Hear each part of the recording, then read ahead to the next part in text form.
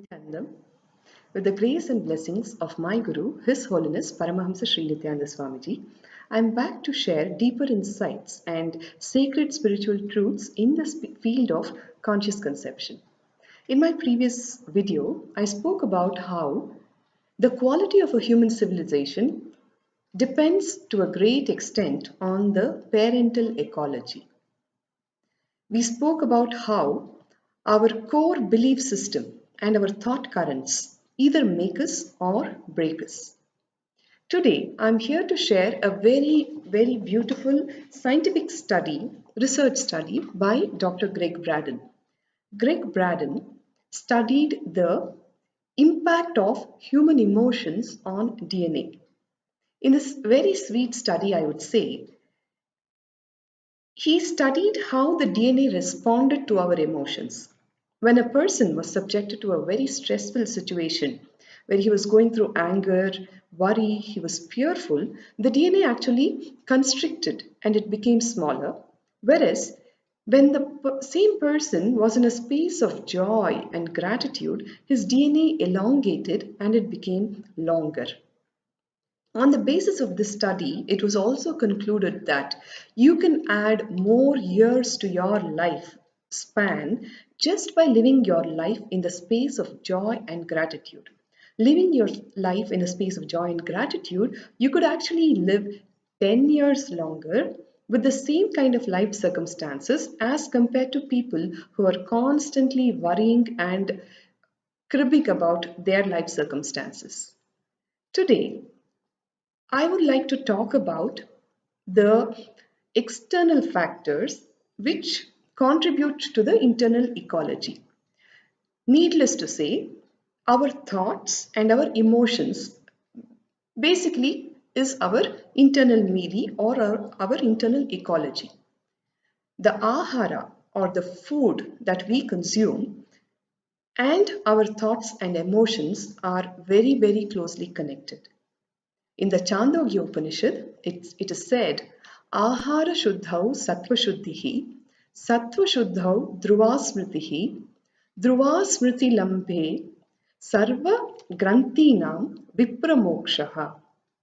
So much so that the Vedic seers say that the kind of food that you eat matters even for your own enlightenment. Swamiji says, in today's toxic lifestyle, eating a pure organic vegetarian sattvic food becomes one of the very essential requirements for somebody to even attain enlightenment. Now, let us not even go that far as to enlightenment itself, which is the ultimate purpose of human life, even limiting ourselves to the immediate needs and requirements. We are talking about how Ahara Shuddhe Sattva Shuddhihi, which means that by purity of food comes purity of your thought, purity of your mind.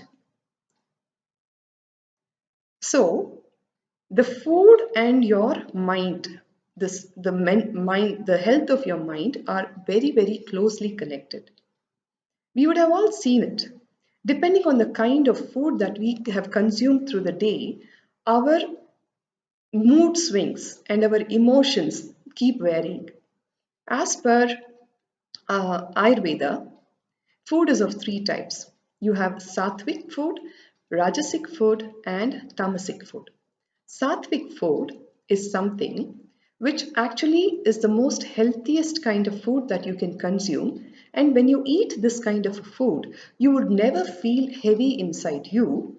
It gives you the energy to pursue your life, your day's goal and your life's purpose without any kind of a lethargy or dullness.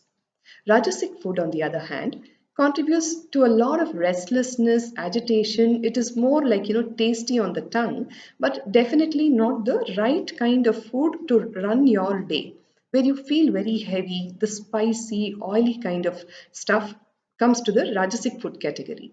And the Tamasic food itself imparts an extreme degree of tiredness and lethargy. Apparently, we all have food to get energy to run our system. But most often, what happens is that after eating food, people feel too tired and not energetic enough to do what they want to do. This is about tamasic food. So, the necessity for pure, organic, sattvic vegetarian food can never be overemphasized. Here, I would also like to bring your awareness and listening to another aspect of food itself, non vegetarian food and non organic vegetarian food. Interestingly, both of them have the same kind of impact on the human body mind complex. Non organic food consumption brings with it the qualities of the emotions which the animal must have gone through when it was killed, the fear, the anxiety, the restlessness, the violence, the hatred, all of that becomes a part of our system. Unfortunately, if you are thinking that, by eating a vegetarian food, you are saved, you need to look in. Are you consuming the right kind of vegetarian food? Unless until you are consuming organic, sattvic, pure vegetarian food, you are still not safe. It was a very startling revelation Swamiji was sharing in one of the satsangs, where he saw that the youngsters who come for a few weekend programs or a few day programs that happen in the ashram, the basic fabric that he saw was that the youngsters were all had depression.